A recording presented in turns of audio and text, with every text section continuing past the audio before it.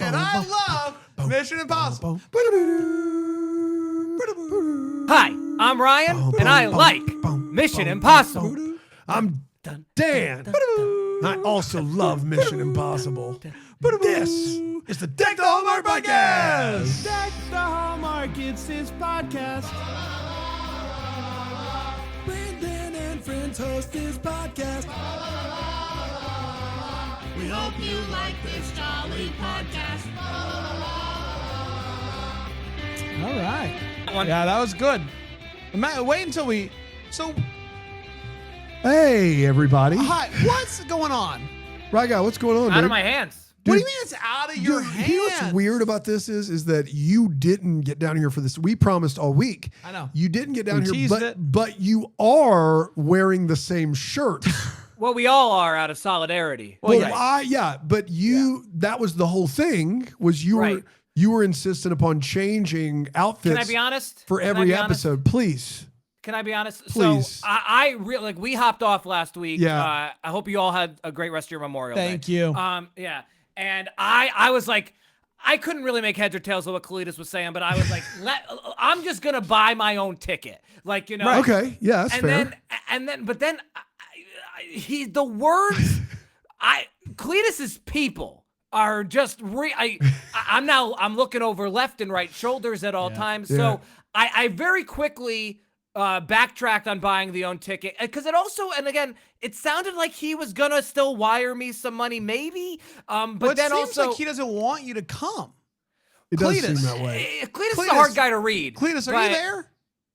Let me tell you right now. I can tell you one Dan, thing. lay out for this I'm one. sorry. Dan, lay out for I'm this a one. little bit delayed. I'll be fine. right back, guys. I'm running to grab a drink. I'm gonna tell you right now. Okay. You can say all you want to say. Again, whose finger is you that? can spout. You can spout all you want to spout. Yeah. But that Limp Biscuit ain't got no gravy. I can tell you that right now. There's no gravy on it. Am I the Is biscuit? he the biscuit? Oh, Or the, you know what the biscuit is. Okay. You think Cletus, you gonna wear the Cletus, same shirt twice and Cletus, get in some good respectfully- graces? Yes. Huh? You think you're the Can I ask you- Godfather? Are you the Godfather? Are you a Godfather? Can I ask you a question? are you I a god? asked- Answer the question. No, technically yes. Oh, God, Yes. that's what I thought. This Yeah. guy thinks he can just walk in with the same shirt on one time and get back in everybody's You're good someone's graces. godfather? Yeah, my nephew. He's Italian. I'm back. I've got a drink. I'm back. Oh, hey, Dave, what'd you get? A Diet Dr. Yeah, Pepper? there's a little soda, a water here. little Yeah, soda this is water. soda water. Yeah. Can I still ask Cletus a question, or is he bounced? Should we save it No, for he's next still week? here. Yeah, what you got? What you got? You grave digger? Cletus, Cletus, You grave digger Godfather, and you know it. I don't want to how hear many- nothing about it. how Let him many speak. How many people, like, I'm really You worried wouldn't about know these hayseed people. from a Halo, the video game. it's do I like, How I many Hold want on, people? really saying- quick. How Can many you what give people? it to? Can you give that to us one more time? You will. you wouldn't know a hayseed from a Halo, the video game. Halo the video game. Yeah. What do you call it? Smart stack? Cletus, I wore the same shirt. Yeah, I you don't did. even own an Yeah. Xbox. Yeah, you think you're Yeah. special. Do a little dance. Dance for me. Do a little dance. Wait, why am I dancing for Cletus? Wait a Final second. here. TH. Okay, yeah. Cletus, let me just ask you this and then we'll go. We got to go. Yeah, We're up wait, against it. what you got? What do we have to do to help make sure that Ryan can make it down here next week for MI3? How do we do this? How do we do it? I need Fred Durst to autograph my T-shirt. What if we can't do that? I need him to. And you got Star of strings. Y2K, Pull the 'em. film, Pull Fred 'em, Durst. pull the strings. Pull the strings. Really, you like- pull them. That's the least you could do. Okay. We'll see what we after can how you besmirched Wait, me. it's Cletus's way or the highway, am I right? You got it. Keep rolling. All right. We're talking Mission Impossible 2 today. Are we ready to dive into it? I guess. Okay, Mission Impossible 2, May 24th, 2000. Any fun facts? I just finished my junior year of high school. Wow. If you can believe it. It went a little something like this. Yeah. We're in Sydney, Australia, mate. Good eye. We're at the Biosite Pharmaceuticals. This is Einstein looking Mother Goose. And I got to be honest, when I wrote this synopsis, I was not sure how important this character would be. So I gave him a nickname, Einstein looking Mother Goose. And then I realized he's actually a pretty He's big part of the pretty movie. important. And so Yeah. just know that whenever Bad I say break. That's what's going to Einstein, make this movie seem ridiculous. whenever I say Einstein, I'm talking about him. This Einstein-looking Mother Goose shoots himself in the wrist with this gun that has some sort of drug in it. Apparently, he's created a bioweapon for biosight called, is it Chimera? Chimera. Chimera. Chimera. Oh, baby, disease like that. It makes the people go mad. Oh, that's good. Yeah. Chimera? Chimera. God almighty. I'm going to say it different every time. Chimera, but also created the cure for it. But he needs to get it into the right hands. Next thing you know, he's on a plane sitting next to Ethan Hunt. He's the right hands. Yeah. This is going to be great. The plane experiences some cabin pressure loss. Quick the movie. mask come down. Ethan stands up to take a look at what's up. People with the masks on, they start dropping like flies as if there's some sort of not good gas in there. It's bad gas. Would have been a really fortuitous break if it was some of that good gas. Yeah, Yeah. some of that good You gas. get your hands on some of that. That's a Turns good out- time there. Turns out it's bad Well, the gas. plane's going down, but hey, guys, it's the good It's gas. the good gas. It's good gas. Turns out it's bad gas. Can you imagine the panic turning Yeah. to euphoria? Everybody's like, I don't know. Wait a minute. That's the good stuff. We having fun. Hey, we're having fun. Hey. That's them dying. So Oh my God. I took a turn. Yeah, dark. Turns out it's not really Ethan Hunt, everybody. It is a dude in a mask. Son of a gun got me again. The mask, it always works. There's a group of baddies who take the briefcase that Einstein had with him, and they kill him, and they jump out of the plane before it crashes. Next thing you know, we're with Ethan Hunt, the real Ethan Hunt, and he is rock climbing free solo style. It's nuts. Suddenly, this bag with glasses appears, and he puts it on, and he's given his mission, if he chooses to accept it, find this woman named Naya, who apparently is the ex of a fella named Ambrose, who is the head of the guys on the plane. And they think that she will be able to help get the briefcase back, because not only is she his ex, but also she's a thief. So pretty good combination there. Ethan finds Naya at a party trying to pick a lock for a necklace. Ethan warns Naya that the lock is protected and that there's going to be an alarm. She ignores them. They are surrounded by armed guards. Luckily, thanks to Ethan's cover, he is able to help her escape no problem. And she's not interested in working with him, though, so tough break. Ethan chases Naya in a car, and he saves her life when the car skids and almost falls off a cliff. So it's kind of his fault, if you think about it. And then they have special time. And she agrees to help him. So there you go. Ethan then meets Mission Commander Swanbeck, who reveals that Einstein had sent a video message to Ethan while Ethan was out climbing. Now he's dead. And that is why, this is an important rule, you don't go on vacation. Apparently, Ambrose was ordered by Swanbeck to impersonate Ethan Hunt, since Einstein would only trust Ethan Hunt, and that's when he went rogue. And so Ethan's mission is to track the briefcase with the drug and bring it back. Naya is not happy to learn that she has been recruited because she was Ambrose's ex-girlfriend, but ultimately she agrees to help. Ethan gets a team together. Luther's back, yeah. And then we meet Billy. Billy on the street. He's an Australian helicopter pilot. Naya sets up a time to meet with Ambrose, and he sends somebody to bring her up to him, and she's okay with that because she knows that Ethan is tracking her and will keep her safe. One of Ambrose's associates, his name is Hugh. Hugh suggests that Naya's timing is a bit suspicious, something that Ambrose thanks him with by cutting off his little tip of his pinky. I didn't like it. I didn't like that scene at all. Kind of made me feel, made my fingers hurt. Made my fingies. I felt it. Anyway, Ambrose takes a memory card with the information on Chimera. Chimera. Oh, Yes, heck you yeah, nailed it. bro. Crushed it. And brings it to the racetrack where all good memory cards go to show it to John McCloy, who is the CEO of BioSight. Ethan sees Ambrose showing the contents of that memory card to McCloy on the camera. Naya is able to get that card and gives it to Ethan. The card confirms that A, the drug is deadly, and that they have some nasty plans what to do with that drug. It's nasty. Nasty place. She gets Not the good gas. No, it's bad gas. Woo wee. So Woo! That's some bad gas. I quit. I quit. it's good TV. It's good TV. She gets back to Ambrose and she sneaks the card back into his pocket, which he notices, but he plays it cool. McCoy gets into his limo, which has been taken by the IMF, and they pump it full of the bad gas. When he wakes up, he is in a fake hospital room and is greeted by the ghost of Einstein. The ghost of Einstein keeps me away.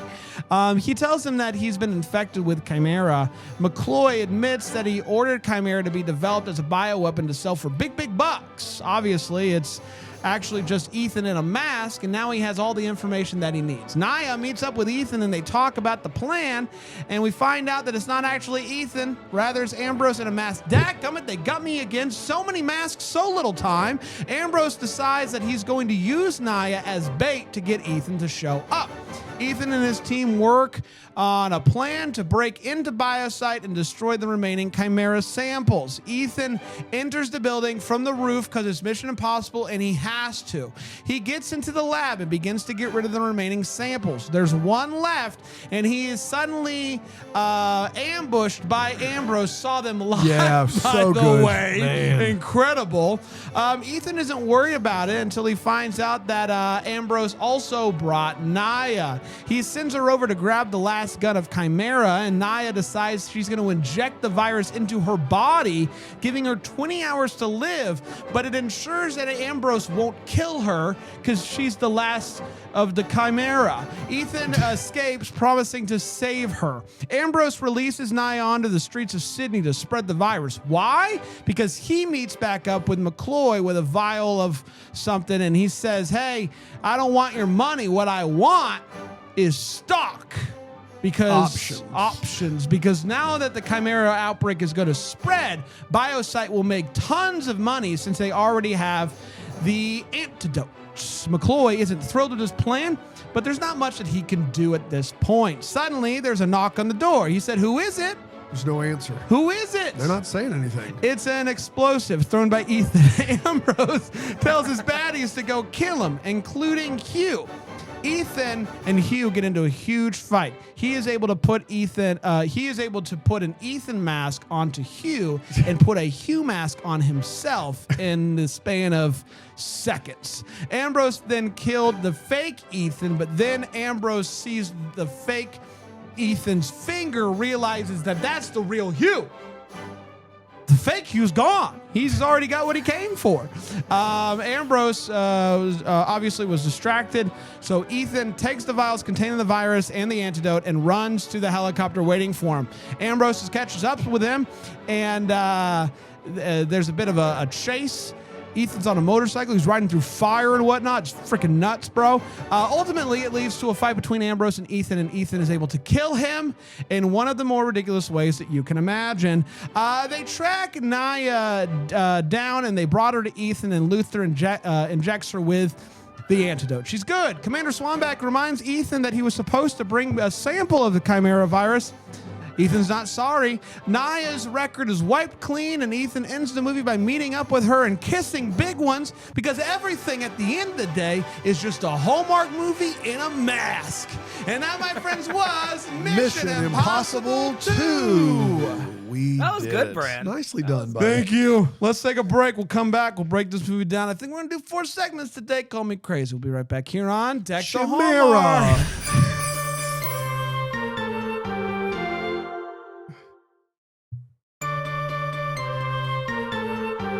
Welcome back, everybody. How we doing? We doing good? Just loving it. I think we're having Feeling fun. all right. Yeah, we are. It's time to talk Mission about- Mondays, long time coming. I know. Yeah. Feels right. Because why wouldn't we? Made for TV movies all the time. Why not do Mission Impossible? Let's get to the hot take. Is where we Pretty share exactly straightforward. how Rating is about Fast and Furious, Star Wars, Mission Impossible. I think it's, and then just a ton of Hallmark movies. yeah. Read a book. That's right. Let's share our hot takes. Is where we share exactly how we felt about this movie. We do not hold back, and I'll start with you, right, guy. So about 15 minutes into this, I realized I've maybe never seen it before. Yeah. And you know, I've heard a lot about Mission Impossible 2, and I definitely remember starting it. But I mean, if like if I've seen this movie, I mean, like, not like how I forgot most of Solo and Rise of Skywalker. Like, No. None of this. Like, I remembered none. Like, so I'm not positive I've ever seen it.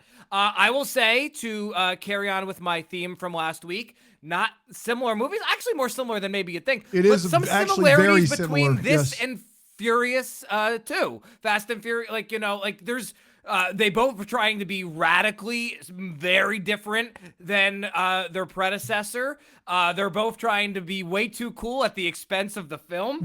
And listen, John Woo is looking to do something different here. I think context is important. It's 2000. The Matrix had just changed the world, and everyone is saying, let's do that. Like, let's do slow-mo for no reason at all. Let's let's have Tom Cruise wear a leather jacket even when it's 110 degrees outside. Like, I will say, especially considering I've possibly never seen this before, I thought there was a real chance for about the first 45 minutes or so that Dan was going to get mad at me because I was wildly entertained, more entertained than it's so off the wall that I was like, it's wacky nunu. Yeah. I was like, I might like this one better than the first one. But then the second hour of this film is a jumbled mess. It's just, in my opinion, it's not unwatchable. Like, I would watch this movie again because there's enough to be entertained by, but not entertained in the Fast 7, 8, 9, 10, not in the way we're going to be entertained by Missions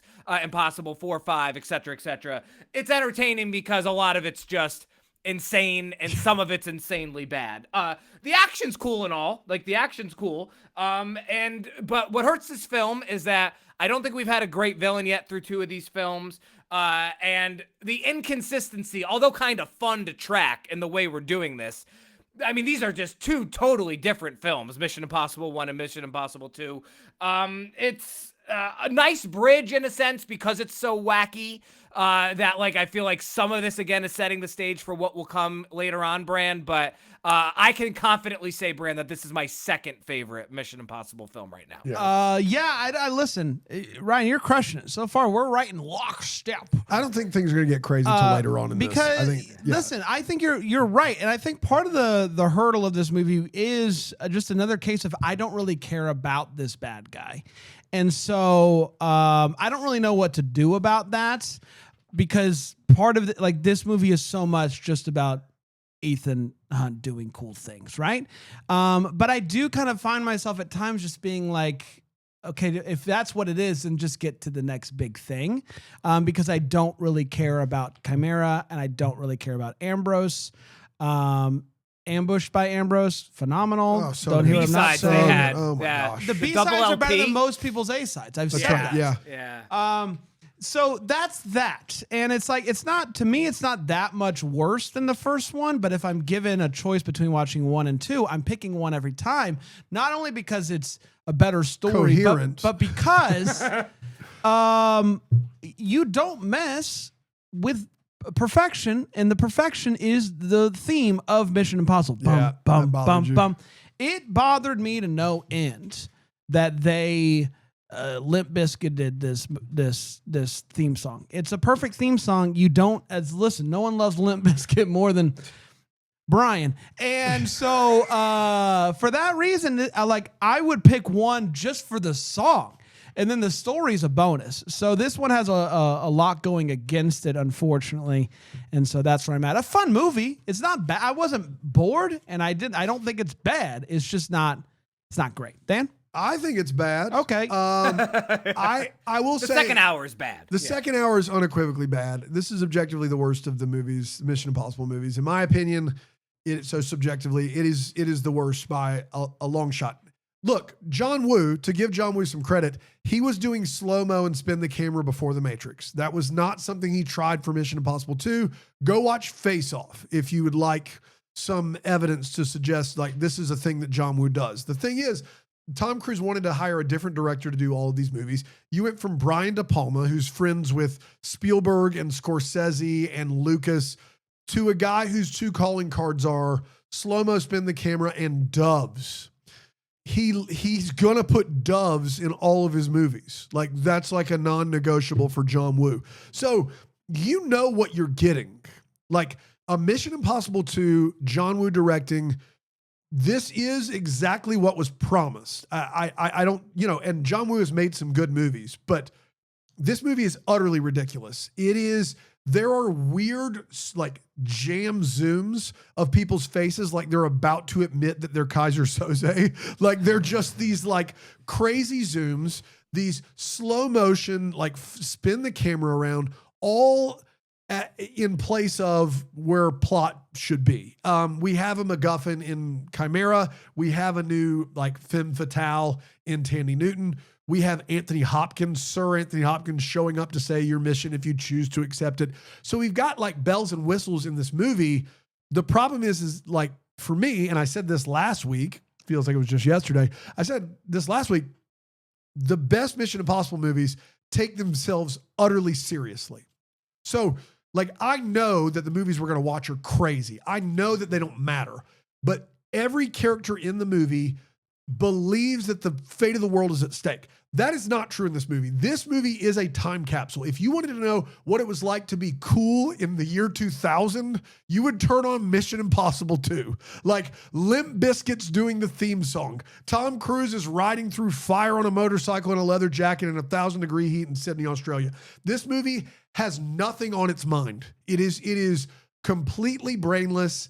And there is one great scene in this movie. It is the rock climbing scene that happens before the opening credits. And after that, this movie slowly descends into just zany nothingness. And you're right. There is some after effect from that rock climbing scene that gives the movie some goodwill for about a half an hour. And Tandy Newton and Tom Cruise have definite chemistry. And so early on, you think that it's possible this could be good in a different way, then it's just not. It's just a really not good movie. But I will say this, floor here is higher than Star Wars. Floor here is higher than Fast and Furious. So if this is the floor here is higher than those two franchises that both have movies that are worse, in my opinion, from an entertainment perspective than this one. So there's that. Yeah, where this ranks in the top 29 will be fascinating. Yes. Yeah. Furious Star Furious Impossible is going to be tough. It's going to be tough. It's going to be tough. This is a tough one. But listen, the people are 6? demanding it. Yeah. They're demanding. They're demanding it. There's nothing we can do. Gotta do it. Let's get to all the feels. We're talking about what in this movie gives feels. I'll start with you, Rye Guy. Yeah, you both mentioned it. Was Ethan Hunt free soloing at the beginning necessary? No, but I wasn't necessarily mad at it. Like, it's, to Dan's point from a second ago, it has genuinely nothing to do with the film. Well, he's got to climb up a tiny cliff later on in the movie. That's right. So he can rock climb. Right. It's important to know that he can do those You'd things. hate for him to do it and then be wondering, oh, I didn't know he could do that. Ethan Hunt's one of those guys that if he did something that borderline impossible, you'd be like, how can he do that? Impossible. Impossible. But it's shot great. It looks really cool. It's awesome. But it has nothing to do with the movie, Brent. Yeah, that's fair.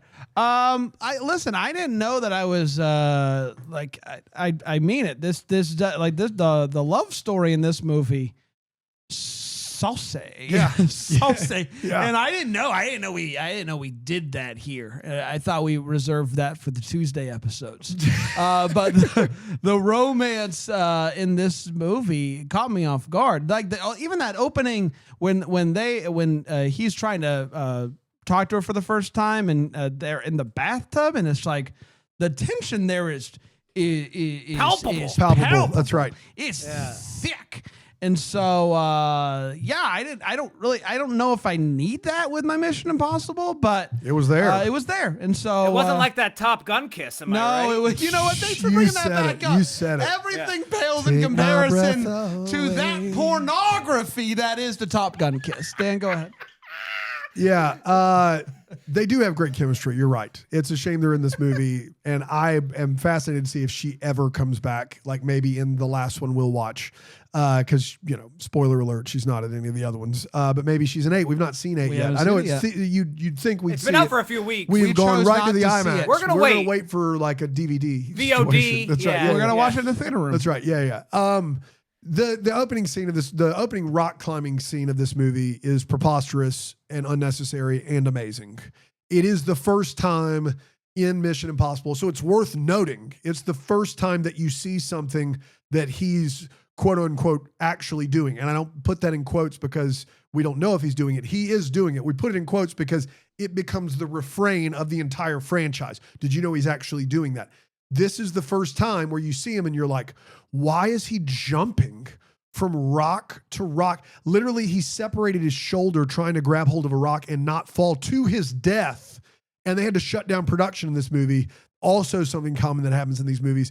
And I think, I do think some of this is a little bit like drugs for Tom Cruise. I think he did the thing with the 140-mile-an-hour fans in the first one. And he's like, we got to find something. I'm going to learn to rock climb. And then he does it. He didn't care that he got hurt. And then he's off to try to figure out the next thing to tackle. And that is great for us. The entertainment value is great. That scene is also shot amazing. Like, talk about a good use of the spinny cam and slow-mo. Free soloing out there in the middle of the desert. Pretty awesome. I think part of it too for him is like he didn't actually fly the plane in Top Gun, and I think it bothered him. He did in the second one. I know. I think he watched that movie and he knew that that's not gonna visually hold up. I'm such a letdown. And I've let the moviegoers down. He strikes me as somebody who really lets that stuff eat at him. Oh yeah. Like he watched Top Gun and he was like, it would have been so much better if we actually did it. And so if he was basically, that's the only reason he was interested in doing another one. I know. Can I fly the F-16? Yeah. So I think like all this mission stuff is just like, I just want to make sure that it stands the test of time. And the only way to do that is to actually do it. But Dan, you're right. By the time we reach 4 or 5 and where we are now, it's like one of the main draws of going to the theater. That's right. It's like the plots aren't bad in these later Mission Impossible films, but that's secondary to let's see Tom Cruise do real stunts. We know he didn't die because we're watching it in the theater. We know he didn't die, and that makes it just insane. He's going to get out of it. Yeah. He's going to, which is nuts. Yeah, the 7th one came out, 3 years ago now? Yeah. And it's not like when we talk about that movie, what we remember from it, it's not like the story, the plot there was just dynamite. No. It was It's like, remember when he did the motorcycle thing? off of he's just free jumping. It's insane. All right, let's take a break. We'll come back. We'll get to the way, what, and the Mission or Impossible here on Deck the Hallmark.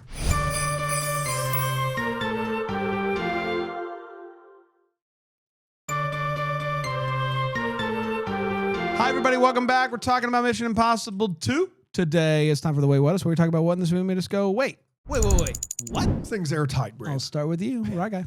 Well, I actually only have 2 because we've already talked about a lot of my issues with the slow-mo and the zooms. But one I have here, the first one I have that we haven't touched on, I just wrote, quote, the slow-mo scarf grabbing sequence. Oh, classic. And so that was 45 seconds we could have trimmed off of the film. Ridiculous. And then so this is definitely through 2 weeks. This is my biggest. I was like actively mad watching this, and at this point, near the end, the third act of the film, I was like, I definitely haven't seen this before because Tom Cruise and our villain are both sporting long hair, sunglasses, on motorcycles, and wearing black leather jackets. And we're one of the motorcycles is red. Obviously we'd give the bad guy the red motorcycle. Yeah. But there are no other distinguishable traits between them. And I tell you, like me trying to keep track of who was who was it was like Bran trying to say soliloquy during like the 5th paragraph of the recap. Like it was a time. It's Shamira. You mean soliloquy? Is that what you're talking about? Yeah. Like and so that we maybe just give one of the guys a short sleeve shirt, like it's like maybe do the we thing know like who they was did who in at that Tenet point. to give them armbands, blue and red, so they know We can track it. we can track. We just want to be able to track that's it.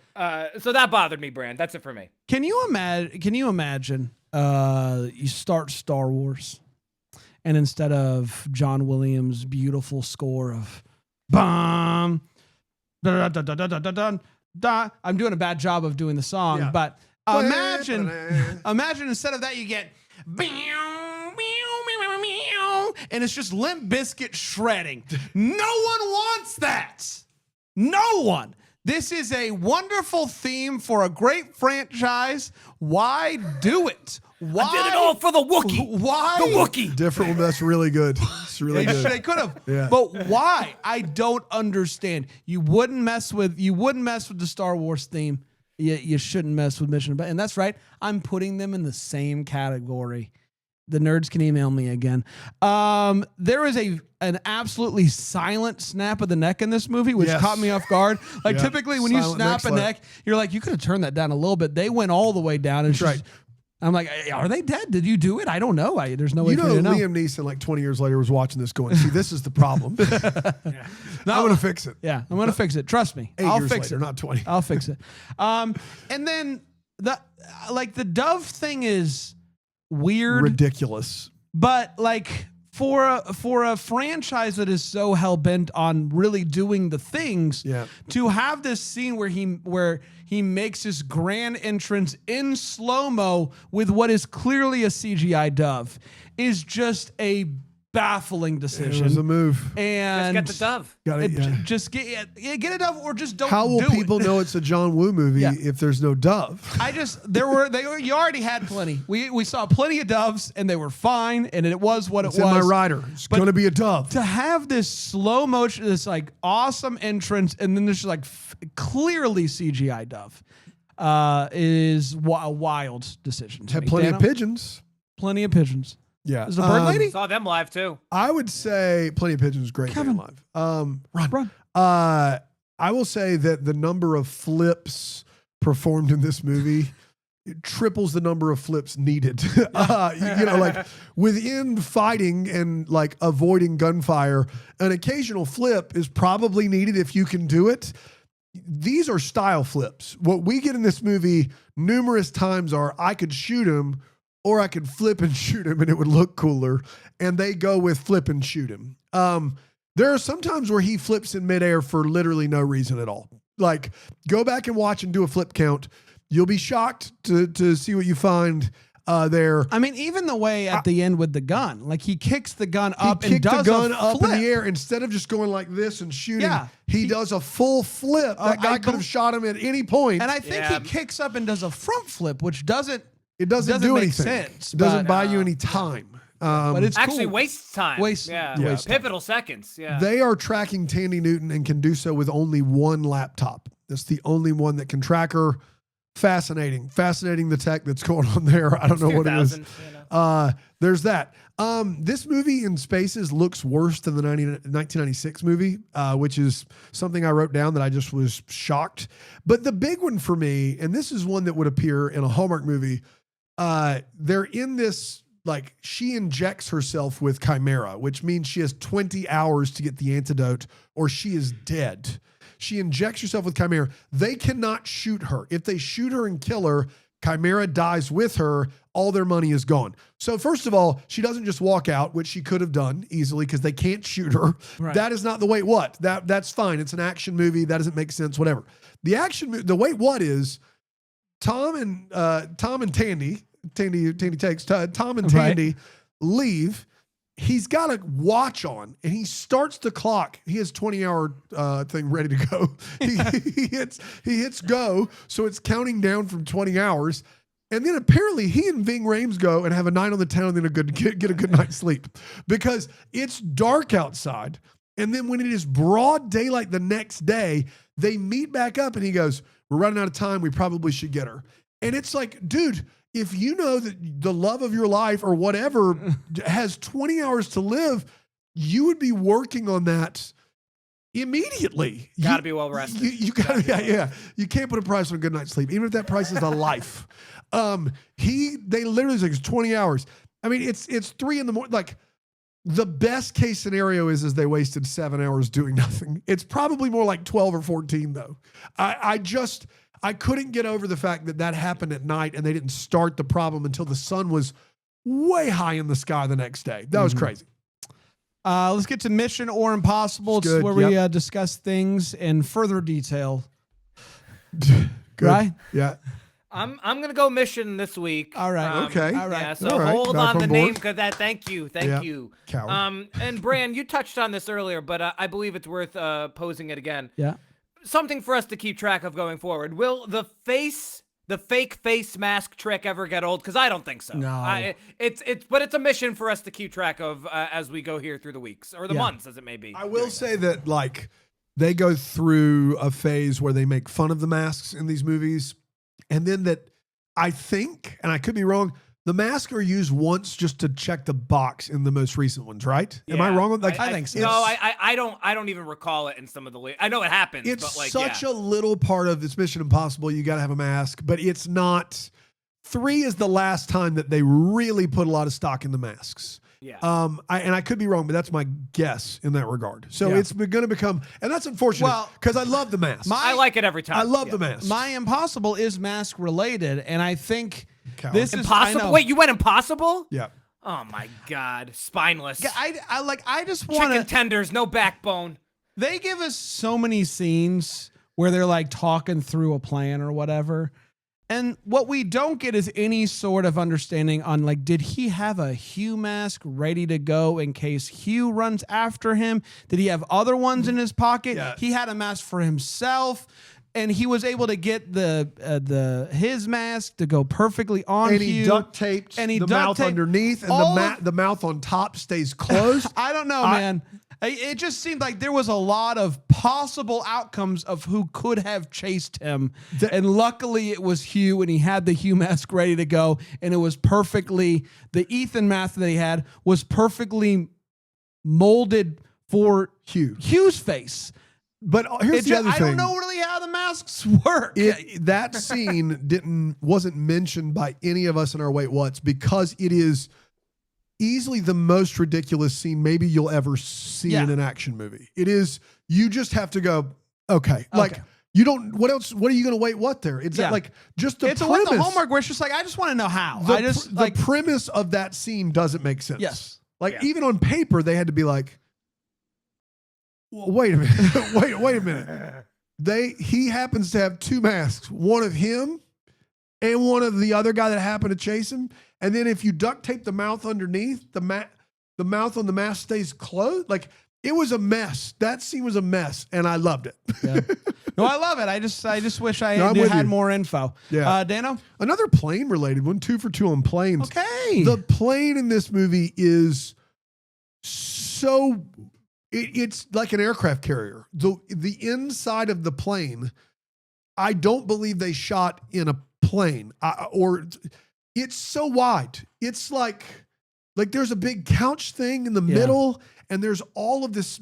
Like, I just don't think they've ever made a plane that big. Like, it is. I just want to know where they shot that, what it was. It was 2000. And that's Mission again. Yeah. It's Mission again. I'm just letting you know. It's 2000. It is pre 9/11, and they were going nuts with planes. Like, they were going nuts with planes. Anything was possible. That's right. Like, let's just get as crazy as we can with planes. No one lived freer than white dudes in 2000. That's true. That was the pinnacle. Could do anything. That was it. Could do anything. Yeah. Well, we did it. We did. And we're gonna come back next week, and we're gonna get to Mission Impossible 3, which has a thing. No, it doesn't. It doesn't have a Mission thing. Impossible 3. Just Mission Impossible 3. Start Mission the names of the Impossible fourth 3. one. Okay. Yeah. So come on back for that. It's going to be a lot of fun. Until then, maybe the first to wish you a Merry Christmas. Deck the Hallmark's a Bramble Jam podcast is produced by Aaron Shea. For more information on Deck the Hallmark, you can go to deckthehallmark.com. For more information on the Deck the Hallmark family, you can go to bramblejamplus.com. Deck the Hallmark is presented by Philo TV. For a free trial of Philo, go to philo.tv/DTH.